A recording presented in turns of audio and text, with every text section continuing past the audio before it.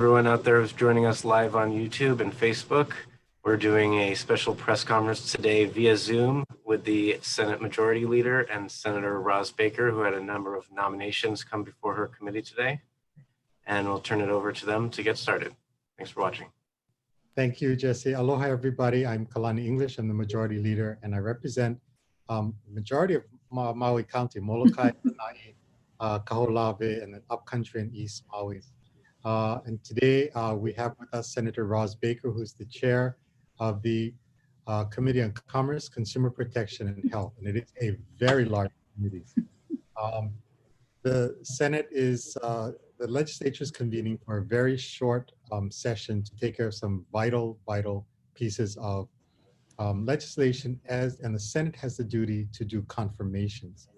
So Senator Baker, because she really has a double committee, consumer protection and then health, she has probably the most amount of nominees. So I'll turn it over to Senator Baker to talk about that and what's been happening in your committee. Okay, thanks. Today we heard 41 governor's messages. So all of our boards and commissions that have to have confirmation are coming, the nominees are coming from the governor's office. And some of our boards and commissions are licensing boards. Some of them deal with issues like mental health and cross between the Department of Health and the Department of Education. And so this morning we had, in our mix of 41, we had 4 from Maui County, 3 from Maui Island, and 1 from Molokai. So we got a chance to visit with them over Zoom. And it was great because we could be connected, we could talk story, ask them questions, and really get a feel for their interest in serving on these very important boards and commissions. So today we had Miley Matthews Perez. We're going to be voting to confirm all of these on Thursday. And Miley was nominated to the State Council on Developmental Disabilities. Then we had a woman with 2 governor's messages because she's serving out a current term and then appointed for another one, Sandra Diaz. She's confirmed to the Mental Health and Substance Abuse Maui Service Area Board. And that was a board that I served on before I came to the legislature. So I know how important and interesting the subject matter is. And I was delighted to see Sandra come up for confirmation. We also confirmed, will confirm and heard today Diane Gruber, who is going to be joining the Emergency Medical Services Advisory Committee. So the important functions that government does often have a board to assist them with their work. And was from Molokai, Kathy Callis, who will be confirmed to the Hawaii Advisory Commission on Drug Abuse and Controlled Substance. That has a very interesting acronym, and it usually goes by the term HACDAX, but it's an important board, and I was glad to see Kathy. She had 2 governor's messages, one because she's filling out a term and another one to give her a good 4 years to join in on the work. So yes, it was quite exciting. So we had 41 today. Tomorrow we have 46. And last week, or before we left recess the session, we had 34 nominees. So my committee stays busy, and that means that our drafting agency down in Senate Majority office has to do all of the committee reports. So they've been busy just working for CPH for the last little bit. So yeah, and all of these people that are being confirmed, they're volunteers. So they're volunteering. Yes. To sit on all these boards and commissions, and if we don't confirm them, a lot of the boards don't have the quorum to operate. And if we don't act before we adjourn, then they can't be confirmed. They wouldn't be confirmed, and then they can't serve. So it's really an important function that the Senate performs. And we really appreciate all of the citizen volunteers who are adding on to lots of other paid work and other workload that they have to take care of this important business for the boards and commissions. So I mahalo Miley Matthews Perez, Sandra Diaz, Diane Gruber, and Kathy Callis for stepping to the plate and helping us out.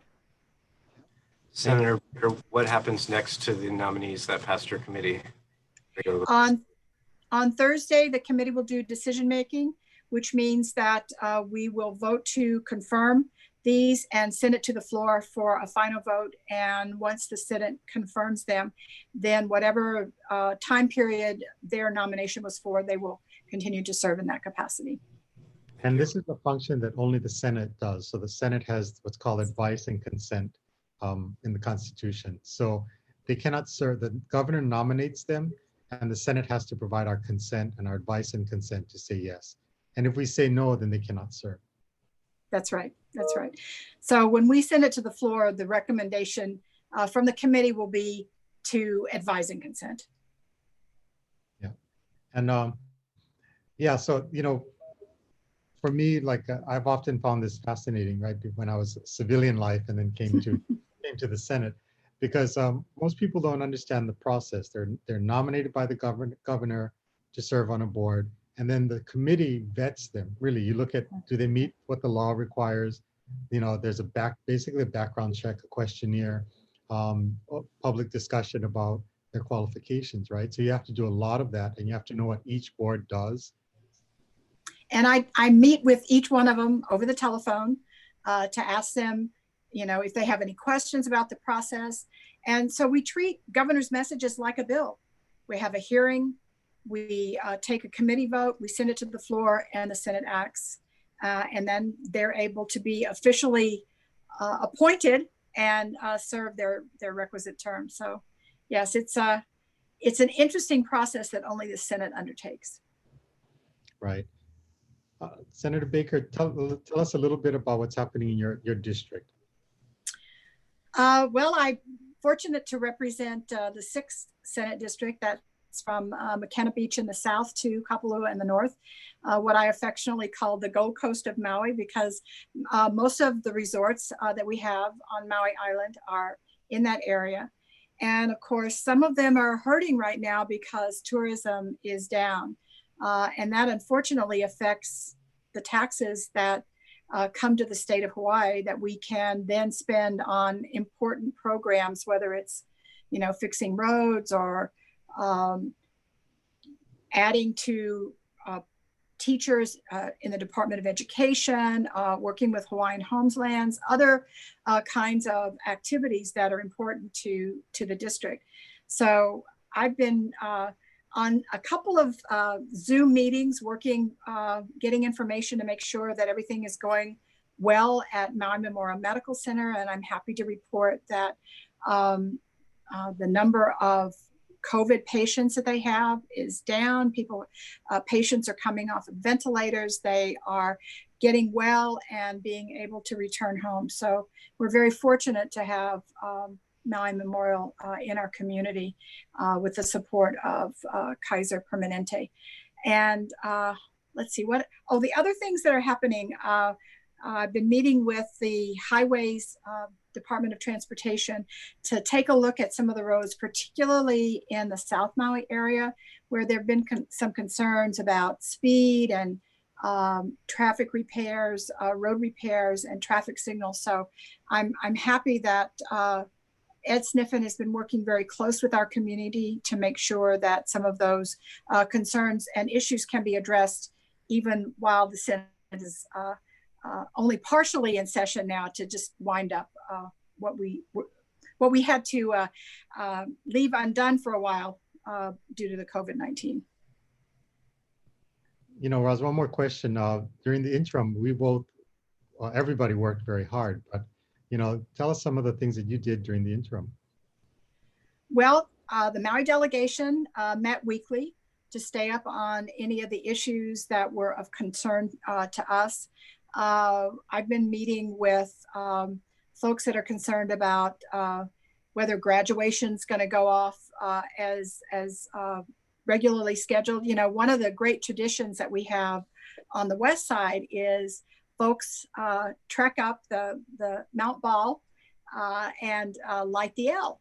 So I'm pleased that that activity is still going to happen, even though graduation will be changed substantially for all of our communities. But there's going to be a dedicated group of alumni and folks that are experienced in going up to light the L and light that it'll be at 7:30 on Saturday. So people will get a chance to see it. This coming Saturday. Wow, great, Yes.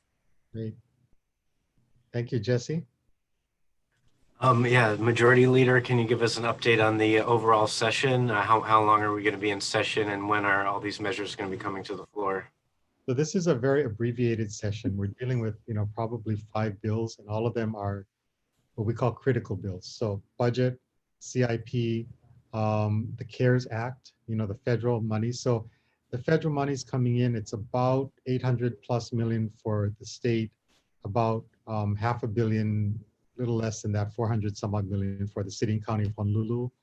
And then for the neighbor islands, it's about 188 million. Maui County will get about 66 million, 25 million or so to the Kauai, and then the remainder to Hawaii. So I'm sorry, I can't think of the Hawaii number right now, but it's big amounts, and we have to allocate those monies and get them out to the counties.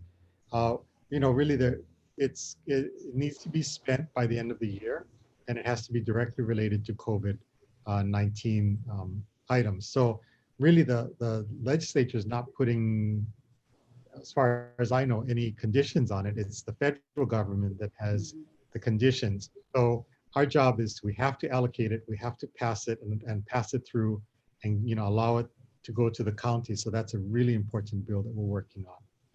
Another one is, in the legislature and the judiciary and the executive will, our guys will be taking a bit of a pay cut, and that bill is going through as well.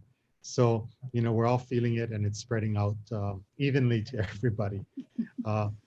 Those are the bills that are moving through now. And, part of our internal debate has been, the amount of days that we need, because the Senate needs a few more days to do the confirmations, which the House does not do.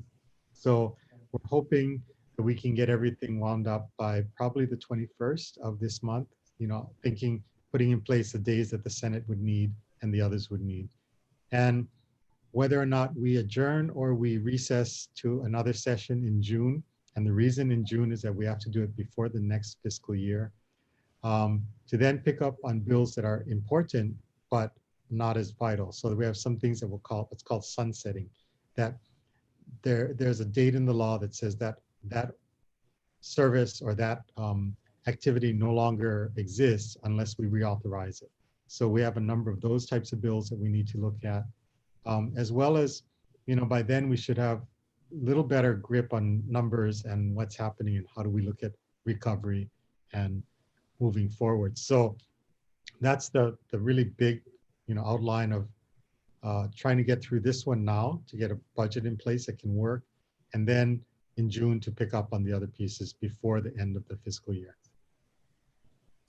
Go ahead, Senator. Senator English, another thing that many of our staff were engaged in while we were on recess, they were going down and helping process and answer calls for the unemployment insurance program that I know a lot of our constituents have needed because they've been furloughed. So I just wanted to give a shout out to all of the dedicated staff that's worked on that and in a volunteer basis. So, we sent 36 volunteers from the Senate that went down, and they worked every day and literally process, hundreds or thousands of claims, hundreds each day per person. So you times that out, we actually help move a lot of volume through. I want to give a shout out to Beverly Paoli Moore on Molokai. She retired from the system. She was there for 31 years. She volunteered, and Representative DeCoy and I called her and said, Auntie, we need your help. She is a miracle worker, because she got on the phone, called people in Hana, called people on Lanai, called people on Molokai that were on the list, prepped all of their documents, helped them get all the things that were needed in place, and then worked with the Maui office unemployment, worked with Honolulu. So she's retired, but what Bev said to us was, I was there when they put the system in, that's still there now. So that was in the 80s. And I know that system well, and I can help. So as a volunteer, one person, Beverly Paoli Moore, literally helped thousands of people in Maui County get their unemployment. So big thank you to Beverly. We appreciate you and thank you for calling. What I love about Beverly is that she knows all the families. So she would call and say, are you related to so-and-so? And, is this your family? And they would have a nice discussion and then get into the work. She also helped with things like, okay, you have a mortgage. Let me help you call your bank to get a furlough. You have a car payment. Let me help you get that furlough. Let's talk about your electricity and your water and your other, how do we help you to get through this period? So I cannot thank her enough. And Roz, you worked with her for many years too. So you know that she is a go-getter, and a big shout out to Beverly Paulimore on Molokai. Thank you.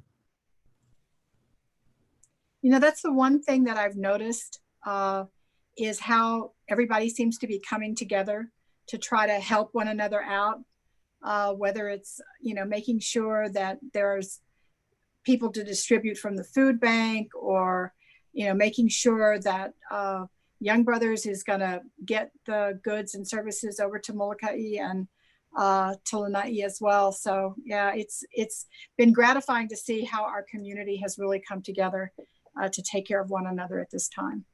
Yeah. Well, I know that the Senate Clerk and Sergeant at Arms office were hard at work the past couple of weeks to try to adjust the chamber to provide for social distancing and to make it possible to do something which is never done before, which was to allow some of the senators to participate remotely and vote via a Zoom conference. How's everything working out so far? It's we've adjusted very well and very quickly. So the technology, we're at the point now where it's ubiquitous. Everybody, it's everywhere, and like what we're experiencing right now is so many people are on it that we don't have. It's unstable. We don't have enough bandwidth at the Capitol. So it's a new experience. We're learning very quickly.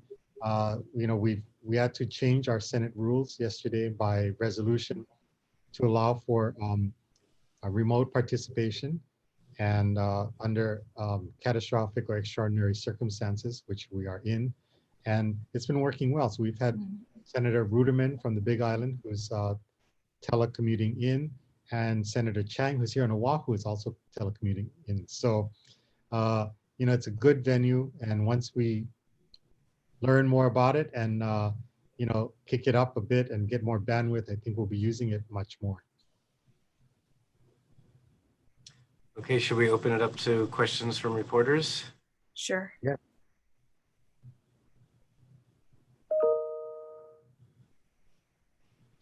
Hi, Hey, go ahead. Wendy Osher with Maui Now and Pacific Media Group. You had mentioned about the legislature taking a bit of a pay cut. Can you go into a little bit more detail on that? Yeah, so it's the salary commission that meets once every 10 years. They put together the salaries for legislators, judges, and executive department, right? So the three branches, and it's one package. They determine what it is. We don't have any say in what it is they do, but it meets only once every 10 years. And for the legislature, it goes into effect after the election after, right? So that this group, after the election in November, then it should go into effect after that. So for the judges, it affects them as well, and then also for the department heads and the executive side. So the proposal is to push this back a bit and not take the raises now, and hopefully when the economy recovers, we can revisit the issue. And then you had also talked about plugging the shortfall. Can you go a little bit more into detail on that as well? Yeah, the shortfall, we're hearing different numbers, but we can say it's over $1 billion. That's to be safe. It's over $1 billion. Our Constitution does not allow us to do deficit spending. So we must, it's a good thing for us because, we only can spend what we have, right? And it's been a good protector for us over the years. But it also means that because the basis of our taxes, we have an export taxing system. It's that 4% general excise tax. and it's exported basically to our visitors, because when they come, now think about it, we have, 1.4 million people, and then last year we had about 11 million visitors. So that tax, every transaction they did, they paid the 4% on that, and that fueled our government operating. With the immediate loss of all of that, we've lost huge amounts of revenue. And so the Council on Revenues, which gives us the numbers that they predict, has dropped the numbers down significantly. And so we have to now comport the spending to meet the amount that they say that we have. And that means, we're trying to make it as painless as possible, taking things like unfilled jobs. The position hasn't been filled, but the money's there, taking those. Looking for efficiencies, cutting back programs that, unfortunately, for example, we just said there are no grant and aids at all this year across the board. It's very unfortunate, but we had to do that. Looking at, then there's some other things that's being done that I think it's very well thought out. And the idea that, we're actually paying down some of the unfunded liabilities. We have to do that. And good times or bad times, we have to pay that down. And so we've made some considerations to pay that down, because this is the future. We don't want the kids and the grandkids to be paying this. So we said, good times or bad times, we got to pay some of this down. So, we're looking at not only trying to protect us now, but also cushion the future so that it's not heavily burdened with this when we come to it. Raj, you have something to add to that?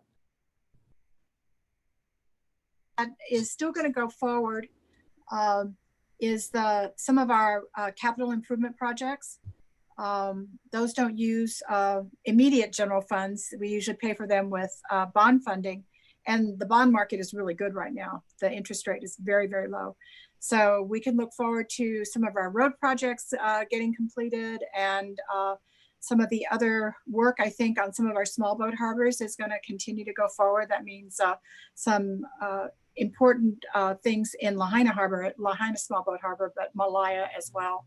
So yeah, there's some spending, and so people will see some of these projects going forward. But yes, no, we're not taking them out of general funds. We're doing them with less expensive money, shall we say.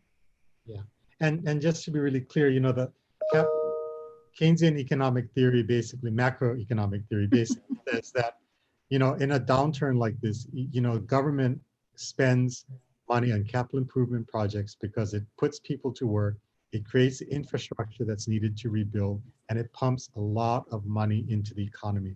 So the idea now is to start circulating money so that people can recover. And the old Keynesian economic theory says, do capital improvement projects. And when we had the downturn in 2007, we did the same thing. And we're planning on doing it now so that it helps to kickstart our economy. And I think some of the things that will be part of that are some of our housing projects that will continue to go forward, the affordable housing projects. And I think even some on Hawaiian homelands, if I'm remembering correctly. Exactly. So Wendy, it's a very, an abbreviated session. So we're, the Maui delegation is reading as fast as we can to keep up with everything that's happening here. It moves very, very quick. Roz had mentioned about the impacted shipments through Young Brothers. Has it had much of an effect? I know that they tried to shift things around and try to accommodate while they're on that same route. Has it really impacted the community that much? Well, Kalani could probably speak better to that than I, because the community that I believe is most potentially impacted is Molokai. But my understanding, because in order to drop routes or adjust routes, they have permission from the Public Utilities Commission as a regulated entity. And so they've been working together to make sure that the routes and the shipments to Molokai are taken care of, and people can get goods out of Molokai as well as getting shipments in. So it seems to be working well. And I know that Representative Decoy, Senator English, had brought some of those concerns to the commission, and they're trying to work out to make sure that you want to keep Young Brothers in business, because I know they're having some financial difficulty, but we also want to make sure that the service is provided. So it's a delicate balancing act at the moment. Yeah, thank you, Roz. Just to add to that, they've changed the schedules a bit, and so I know that going into Molokai comes in on a Sunday now, which means that all of the workforce, the people that offload the ships, the stores had to readjust their schedules, because normally on Sundays they're not working. But under the circumstances, I think we just have to be grateful that we still have the ships coming and still delivering on time, even though they've had to rearrange their schedules. The volumes are down by incredible numbers. So think of it this way: all the tourists that were here before this, this is all the food, all the stuff coming in for them. Now you take a look at it, and it's what's coming in for us, which is a really small volume. And so, it's very difficult. It's a very difficult time, and Matson and Young Brothers both are trying their best to service their routes and remain solvent at the same time. And we're fortunate that one of the members of the Public Utilities Commission happens to be a Maui resident, and so is very familiar with the concerns of our Tri-Island County. And so I think we're lucky to have Jennifer there to help us out. Jennifer's in Lahaina, right? Yes, Jennifer Potter, yes. She's one of my constituents.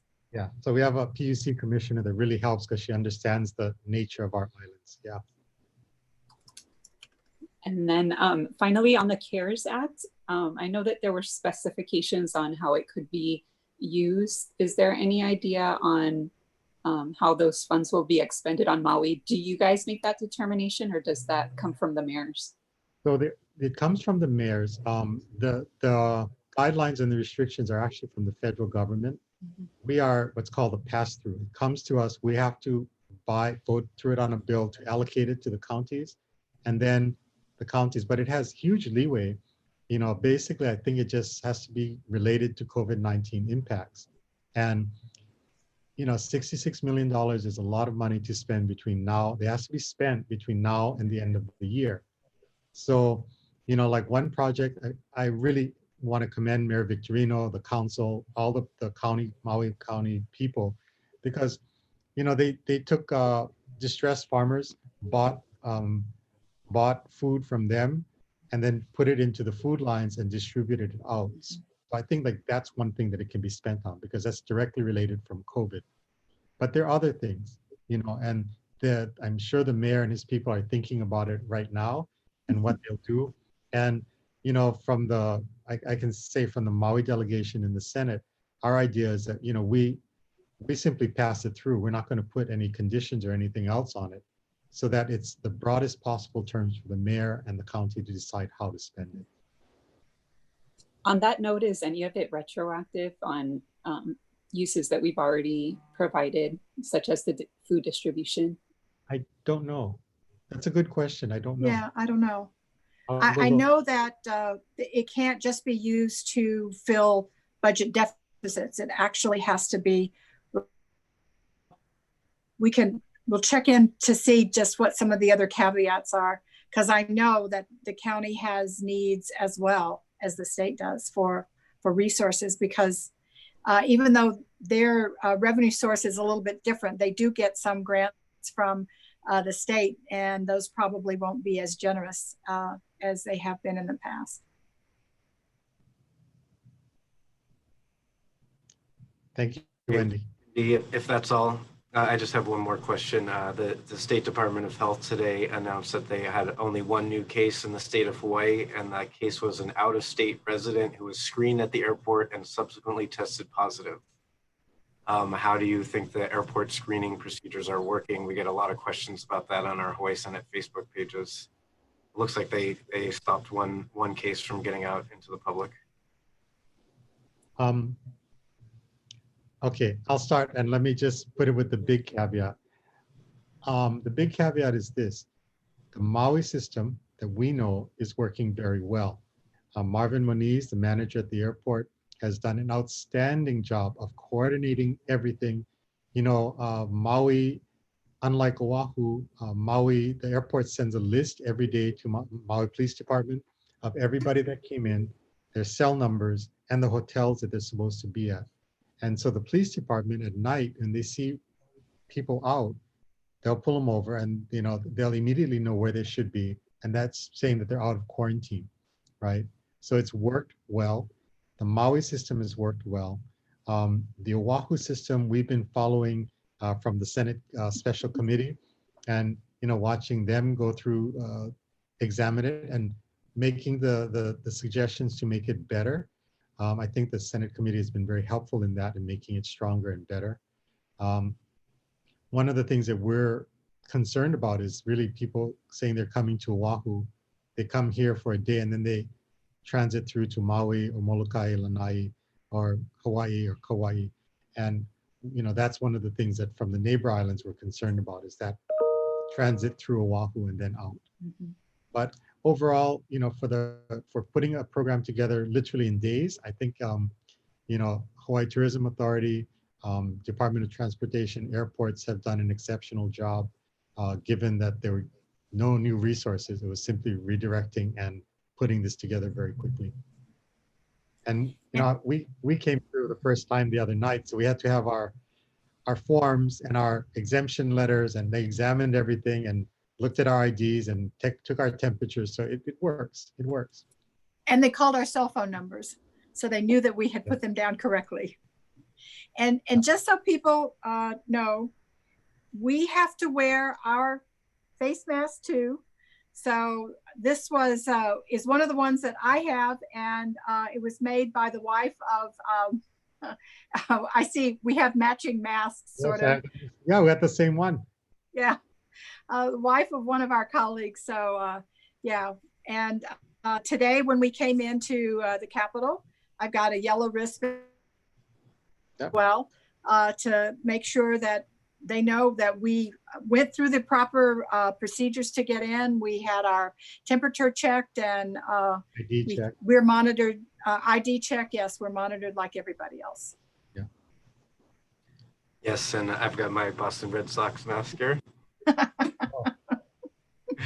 And yes, even though you had to fly back to Oahu for this session, and we're here, you see we're all in our own individual offices and we're practicing social distancing, even though we're in the same building. And when you're all on the floor, you're all wearing your masks the whole time. And when we go out of the office, we're wearing a mask. And, you know, it's basically very little movement outside of the offices, right? We try to keep movement down to the minimal, and that's why we have the National Guard out front and our sheriffs. Basically, you know, it's if you have work here and business here, then you can come in. Otherwise, we're trying to keep it as sterile as possible. And that's why we moved everything online, so people can participate. They can watch the meetings. They can send in written testimony to the hearings. They can watch them as they go out on social media. We're trying to accommodate that aspect of it, but we're also trying to protect everybody's health too. Mm-hmm.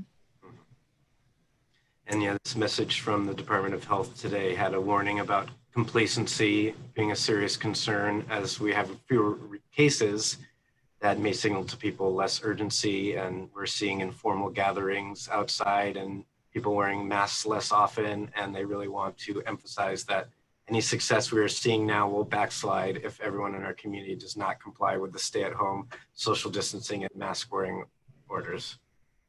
Yes, I think it's really clear that the social distancing and wearing masks has made a difference. And we don't want to go back to the time where we have lots of cases or people that are getting sick as a result of somebody else's negligence. So yeah, wear your mask, smile underneath it, and we'll all get through this together. All right, thank you so much, Senators, for making this time, and for reporters for working with us to participate remotely. Thank you. And doing these to try to get as much transparency as we can during this unprecedented time. And mahalo everyone for joining us. Thank you. Thank you guys. Bye. Aloha. Aloha.